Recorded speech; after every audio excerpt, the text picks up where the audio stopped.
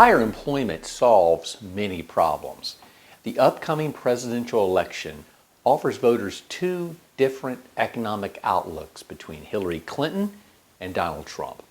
Analyzing the two platforms is important.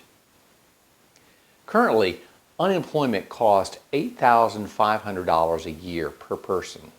The last few years have seen the cost skyrocket.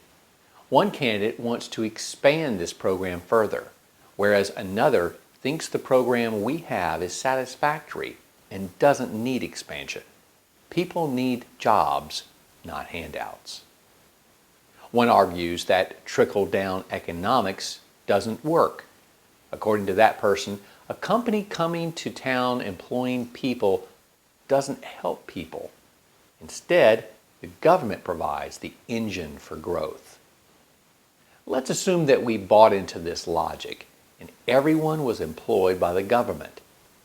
At the end of the year, everyone has to pay income taxes, which, let's say, for the sake of simplicity, was 20%. That amount of money now goes to the government. How does that 20% pay for 100% of the taxes needed to compensate all the workers the next year? You're right, it cannot. It has to depend upon non-government companies who are trickling down monies into the economy. Another candidate wants to cancel NAFTA, which is the trade agreement that made it easy to move manufacturing jobs out of the United States. If you think this didn't occur, visit various places around the country: Fort Payne, Alabama, Detroit, Michigan, and Meridian, Mississippi. Companies were able to lay off U.S. workers, make their products for less, and still charge the same for those products. The result caused the U.S. stock market to soar during the 1990s because companies almost overnight experienced huge profits, a portion of which had to be paid in taxes, which in turn resulted in a U.S. federal budget surplus. There was no magic during Bill Clinton's administration.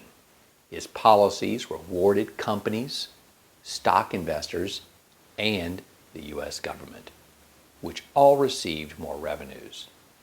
But the ones who were hurt were American workers.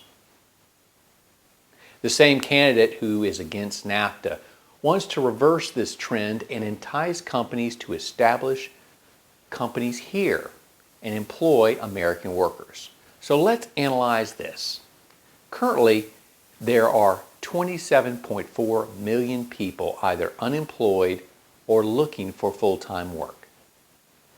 Let's assume that Trump is successful in getting half of those employed and they earn an average of $40,000 a year. That means their wages would equal $548 billion. These people and their companies would contribute $83.8 billion into Social Security and Medicare, and the federal government would collect about $54.8 billion in personal income taxes. If those unemployed would have remained on government assistance, the amount would have cost $116.45 billion. So this plan definitely would be fiscally more responsible. People working would contribute a total of $138.6 billion, whereas the same unemployed folks would be a drain of $116.45 billion. Also, if one calculates the purchasing power of wages in the economy, the impact of the wages multiplies as the funds are spent. From an economic standpoint, the proposed policies of one candidate would be far better for American workers than those of the other. Solid economics are the bedrock of American success.